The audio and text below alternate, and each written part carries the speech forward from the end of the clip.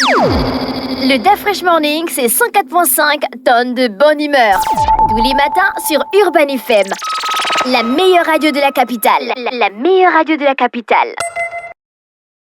Sur les 104.5 Urban FM, la station urbaine, on va parler actualité politique avec Mosley. Mosley, bonjour. Bonjour Dafresh, bonjour tout le monde. Bonjour. René Ruth et Fallon. Alors, Ok, la politique bonjour. est marquée par 2 jours fériés pour le référendum. Je savais que tu allais Non, revenir je sur blague, le je sujet. blague, je Ouais, blague. mais non.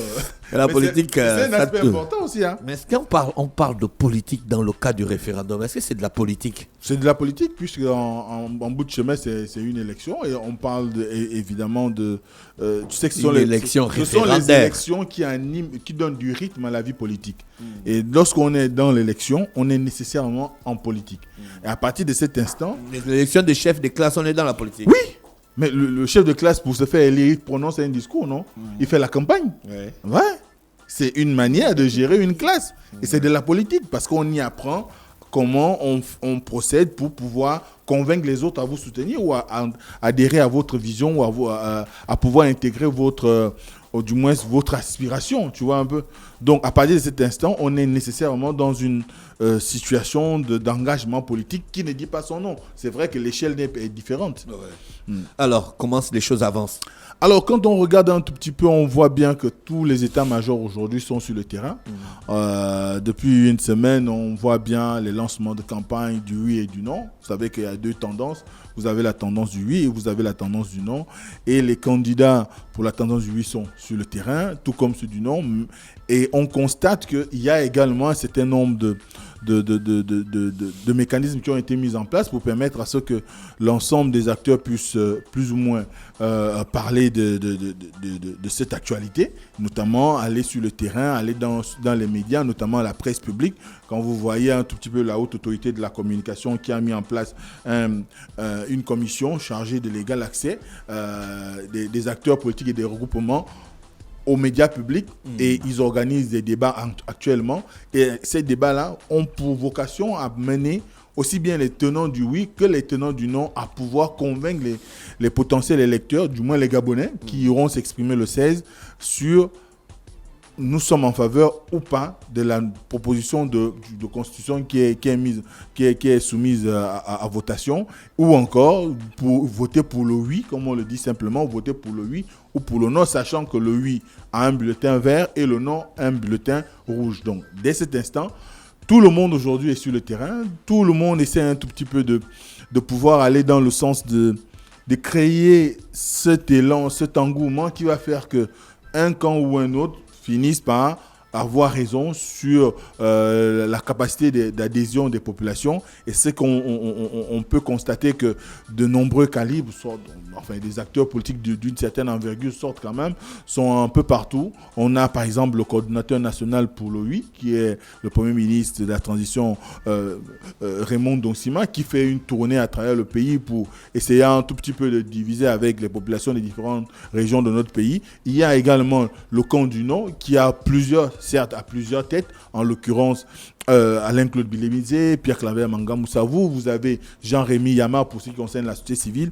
Donc, tous ces démembrements du non, comme la structuration du oui, sont sur le terrain, encore une fois, pour pouvoir convaincre de ce qu'il est nécessaire aujourd'hui pour les populations de pouvoir s'exprimer lors du référendum, parce qu'on ne le dira jamais assez, la constitution qui est proposée, ou le projet de constitution qui est proposé, ça va déterminer la vie de la nation dans les prochaines années, les 10, 15, voire les 50 prochaines années, en attendant que peut-être on arrive à pouvoir aller vers une nouvelle modification qui pourrait permettre peut-être sur les aspects qui sont créés aujourd'hui, qu'on trouve des réponses, ou encore qu'on améliore, ou qu'on revienne à une situation qui ferait que ce qui est dénoncé par le groupe du non aujourd'hui, en l'occurrence la dévolution, ce qu'ils appellent la dévolution monarchique de cette constitution, dans la mesure où, pour les tenants du non, le chef de l'État engrangerait l'essentiel des pouvoirs, notamment en ce qui concerne la... Voilà. La Constitution, Mosley. Oui. D'accord, ok. Donc, le combat continue. J'ai remarqué que dans la Constitution, selon les débats, que si tu démissionnes du parti là où tu as été élu, on ne te chasse pas de l'Assemblée nationale. Ça a été... Tu ne perds pas ton poste. Oui, c'est un retour quand même à quelque chose qui existait déjà. Parce qu'il faut savoir que par le passé, avant les accords de Paris et ce qui en est suivi après 1995, il était qu'un député pouvait partir d'un camp pour un autre. Un député pouvait décider de démissionner d'une formation politique parce qu'il ne se retrouve plus dans ce qui est proposé. Mais seulement, les acteurs politiques avaient constaté qu'il y avait un problème. C'est qu'il y avait un trop-plein de députés ou encore d'élus qui partaient de l'opposition pour la majorité, en l'occurrence pour le PDG. Et on disait qu'il y avait, on va dire, dans la manière de fonctionner du PDG, des relents qui vont dans le sens de pouvoir corrompre les élus des partis politiques de l'opposition pour gonfler ses rangs et régner en maître dans les institutions. Il y avait un trop plein de transhumance politique. Oui, un trop plein de transhumance politique. Mais ça va revenir. Et c'est ce qui avait fait en sorte qu'on puisse arriver à, on va dire, mettre une clause, une norme dans la loi électorale et dans la Constitution qui faisait que les députés... Élus sur une bannière. Voilà, élus sous une bannière, sous les couleurs d'une formation politique, lorsqu'ils décidaient de démissionner ou qu'ils ne pouvaient plus exercer, eh bien, perdaient leur mandat. Bien sûr. Et on repartait C'est pas logique. C'est logique. Ça peut être logique d'un côté, surtout quand on connaît la pratique politique chez nous. Tu as déjà vu un républicain qui est devenu démocrate? Oui, il y en a. Ah bon, hein? Oui, Lise Chenet. Non, le véritable problème aujourd'hui, c'est que nous sommes dans une situation, on va dire, démocratique qui est, on va dire, balbutiante. Les uns les autres sont encore dans des intérêts personnels, égoïstes, et parfois, on est susceptible de finir dans un camp parce qu'on nous propose mieux. Or, chez les autres, la politique se pratique par idéologie, par ambition de marquer l'histoire. Or, chez nous, la politique se pratique parce qu'on y voit un intérêt pécunier, l'amélioration des conditions. Des espèces sonnantes et trébuchantes. Voilà, Donc, on perçoit qu'on peut changer de vie. Et à partir de cet instant, lorsque vous êtes élu sous la bannière de l'opposition et que finalement, parce que l'opposition pourrait se retrouver majoritaire, on vient à vous proposer de rejoindre le camp de la majorité, du moins du parti au pouvoir, eh bien, avec à la clé des postes ou encore un peu plus d'espèces sonnantes et trébuchantes, comme tu dis, eh bien, on est en mesure de pouvoir partir sans regarder derrière. Or, chez les autres, la politique est une pratique, comme je l'ai dit tout à l'heure, qui tient des ambitions idéologiques, mais également de la vision qu'on a soi-même du monde. Et à partir de cet instant, ce n'est pas parce qu'on vous aura proposé 2-3 millions que vous allez abandonner votre camp politique pour rejoindre un autre. Or, bon, ce qui va arriver, on va attendre les textes d'application parce qu'il faut savoir que la Constitution donne les grandes lignes, les grandes articulations de la vie nationale. Et par la suite, il y a des textes d'application qui sont pris, des lois et d'autres normes juridiques qui sont mises en branle pour pouvoir permettre à ce que les gens comprennent exactement dans quelle mesure il y a l'exercice de tel ou tel droit ou telle liberté. Donc, on va voir ce qu'il en sera lorsqu'il va s'agir de la modification de la loi électorale parce qu'il faut savoir que après le vote de la Constitution, s'il y a vote en faveur du oui ou du non, normalement, s'il y a le non, peut-être qu'on sera, si on tient compte des dispositions générales, peut-être que la transition continuera et peut-être qu'on va organiser un nouveau référendum, on n'en sait rien.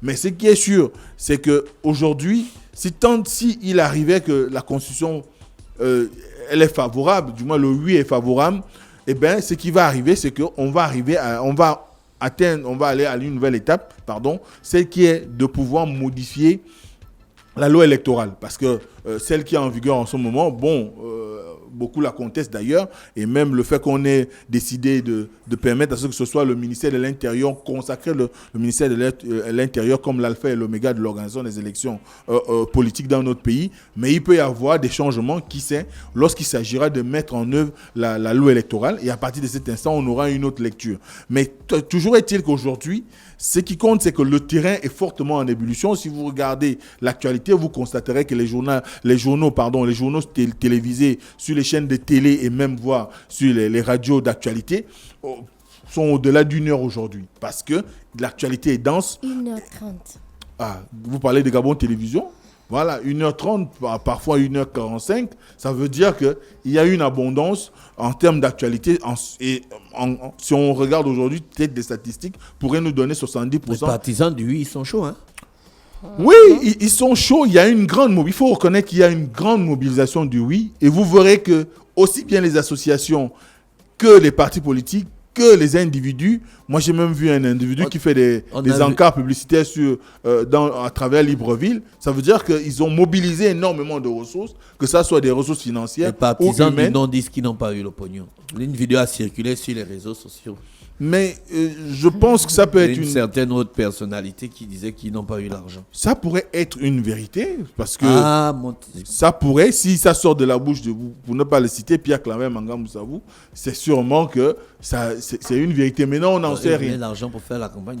Mais il y a eu donc on doit te donner l'argent. Il semblerait qu'il y aurait eu le vote d'un budget. On parle de dizaines de milliards. Bon, je n'ai pas envie de m'avancer sur un chiffre que je ne connais pas exactement. Mais d'aucuns parlent de 27 milliards. Est-ce vrai? Est-ce faux? Bon, c'est ce qui a été dit. Maintenant, est-ce que des 27 milliards, on a financé les acteurs politiques pour pouvoir aller battre campagne? Ou on est dans la stratégie d'Omar Bongo qui faisait qu'on donne plus de pognon à son camp et on ne donne rien à l'opposition pour qu'ils paraissent pauvres auprès des populations parce que... Quand vous avez commencé ça, vous comptez sur l'argent des autres? Non, ce n'est pas l'argent des autres. Le fonds électoral n'est pas l'argent des autres. Le fonds électoral, c'est l'argent de l'État. Et aussi bien qu'on soit candidat du oui, ou on soit favorable au oui, ou qu'on soit favorable au... Oui, c'est une subvention. C'est ce qu'on appelle le fonds électoral. Voilà pourquoi tu vois, ils sont chauds comme ça. Voilà. Donc, si ceux du oui ont perçu de l'argent... Est-ce qu'ils ont perçu, mon frère? Si. Oh, je suis au conditionnel. S'ils ont perçu de l'argent, c'est qu'ils ne peuvent qu'exister sur le terrain. Si ceux du non, que je sens aussi quand même bouger, que d'aucuns aient eu de l'argent, bon, qui peuvent dire qu'ils ont eu de l'argent. Après, on voit quand même qu'il y a des t-shirts du non qui circulent, il y a des affiches, il y a des conférences de presse qui sont organisées, il y a des encarts publicitaires, mais le plus important aujourd'hui, c'est que les populations elles-mêmes se fassent une idée de ce texte qui est proposé, donc le projet de constitution qui est proposé à votation. Et à partir de cet instant, on ira, nous tous, chacun à son niveau, s'exprimer pas par les émotions, mais beaucoup plus après avoir lu et que ça soit le résultat d'une mûre réflexion, d'une analyse, d'une compréhension exacte de ce qui est défini là-dedans. Est-ce que nous sommes plutôt favorables à un régime parce que ce sont des questions qu'on devrait poser en principe. Si on aurait pu peut-être travailler sur un questionnaire, on aurait pu travailler sur un questionnaire au lieu d'aller simplement sur le oui et le non. On aurait pu proposer un questionnaire. Est-ce que vous êtes pour un mandat de 5 ans ou un mandat de 7 ans? Quelqu'un coche un mandat de 7 ans ou un mandat de 5 ans. Est-ce que vous êtes pour... Est-ce que tu vas là-bas pour aller cocher et lire? C'est long. Mais chez les autres, on coche. Hein. Enfin, oui, chez les autres, chacun a ses spécificités. Toi-même, tu as dit ça au début de la rubrique. Donc, à partir de cet instant, on est véritablement dans une situation où on essaye de voir si un grand nombre de Gabonais comprennent les enjeux. Parce qu'on a comme l'impression que beaucoup ne sont pas sortis de ce qui se faisait dans le temps, où on se retrouve dans un meeting ou dans une causerie et on réclame de l'argent. Là, ce n'est pas une affaire d'argent, c'est une affaire de le Gabon de demain. Comment on le pense? Est-ce que ce qui nous est proposé peut trouver l'assentiment de tout le monde? Est-ce que vous-même, vous êtes d'accord avec ce qui est dans la Constitution? À partir de cet instant, vous donnerez votre avis. Mais je constate, pour le regretter également, qu'aujourd'hui, il y a des gens qui vont faire campagne et qui laissent de l'argent. Vous laissez de l'argent pour des gens qui doivent décider de leur avenir. Vous êtes en train d'influencer un tout petit peu leur vote.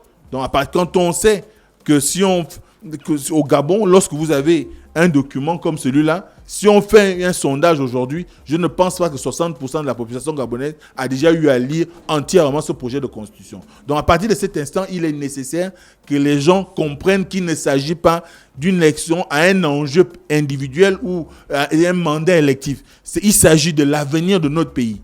Et si vous devez monnayer l'avenir de notre pays pour vous décider, eh ben, vous serez dans une posture où vous n'êtes pas différent de ceux qui font dans la gabégie, qui sont dans les détournements, parce que vous aurez compromis le futur de nos enfants, vous aurez compromis le futur du Gabon. Or, l'ambition, c'est de pouvoir avoir une élection transparente qui ne souffre d'aucune contestation, parce que si c'est le oui qui remporte, les gens devraient être capables de reconnaître que c'est le oui qui a remporté. Si Bon, c'est le non, ça devrait être pareil. On vote où? Alors, on vote dans les bureaux de vote habituels. Avec les cartes d'électeurs. Avec des cartes d'électeurs. Quelles cartes d'électeurs? De nouvelles cartes ou bien même celles qu'on a? Les nouvelles. Le Gabon a une particularité, c'est que nous produisons des cartes d'électeurs à chaque élection. Donc, vous avez l'obligation aujourd'hui d'aller retirer vos cartes d'électeurs dans les municipalités, des bureaux des municipalités ou dans les centres qui ont été indiqués par le ministère de l'Intérieur. En l'occurrence, comme je le disais, les municipalités ou les préfectures ou encore d'autres sites qui peuvent être choisis. Mais donc, je rentre dans le bureau de vote et puis il y a deux paquets de papiers. Le papier du oui et le papier du non. Alors, le jour du vote, ce qui se passera, c'est que lorsque vous irez dans l'une, déjà, il faut avoir des documents. Les documents qui sont agréés sont la carte nationale d'identité électronique, pour ceux qui en ont déjà, les récépissés du NIP. Voilà, J'ai ça. Le numéro d'identification personnelle ou le passeport. En cours. En cours de validité. Maintenant, après, il y a des gens qui peuvent avoir un passeport qui a expiré en début du mois. Peut-être qu'ils peuvent avoir accès à la Si tu sais que tu n'es pas sûr, il ne faut pas parler. Voilà. Bon, laisse donc les gens qui ont les passeports. Mais ce qui est sûr, c'est qu'aujourd'hui, les documents qui sont valables, c'est la CNIE, le NIP et le passeport valide. Pas le permis de conduire. Non, pas le permis de conduire. L'acte de naissance. Pas l'acte de naissance. Même pas la carte professionnelle. Le certificat de ni scolarité. La carte scolaire, ni le certificat de scolarité, certificat ni de la mariage. CNMGS. Il y a le parcours de l'électeur le jour du vote qui est disponible sur la page Facebook du ministère de l'Intérieur. Donc, quand vous allez, c'est écrit « Je présente ma carte d'électeur » ou une pièce d'identité valide. Donc, carte d'identité nationale, passeport biométrique ordinaire. D'accord. Et puis, il y a deux tas de papiers.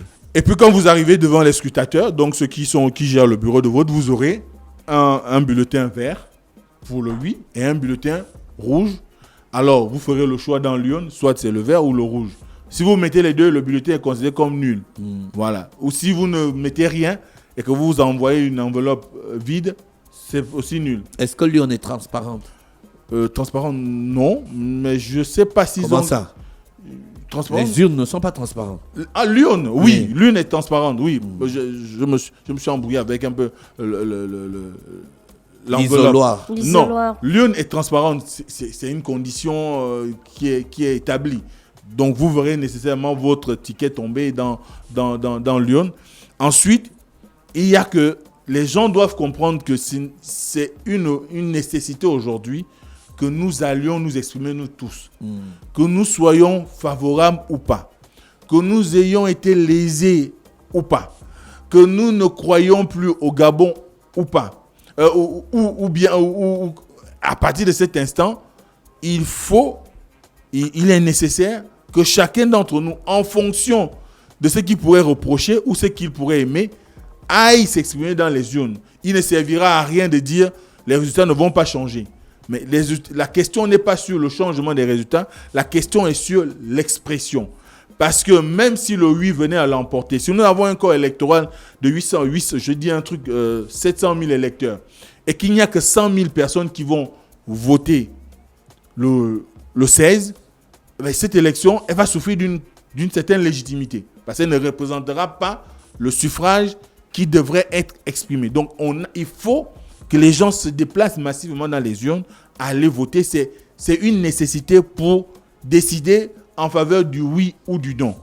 Parce que, qu'on soit favorable, encore une fois, ou pas, il s'agit de l'avenir du Gabon. Ceux qui disent oui, ils ont des raisons. Ceux qui disent non ont des raisons. À partir de cet instant, si le oui l'emporte, ça voudrait dire que ce qui est proposé va s'imposer à nous tous. Si le non l'emporte, ça voudrait dire que les autorités ont l'obligation de revoir leur copie et de pouvoir nous soumettre à nouveau une nouvelle proposition de constitution et qui pourra peut-être trouver l'assentiment de tout le monde, comme le défendent beaucoup aujourd'hui. Merci, Mosla, avec nous ce matin sur les 104.5 Urban FM. Voici. Le DAF Fresh Morning, c'est 104.5 tonnes de bonne humeur. Tous les matins sur Urban FM. La meilleure radio de la capitale. La meilleure radio de la capitale.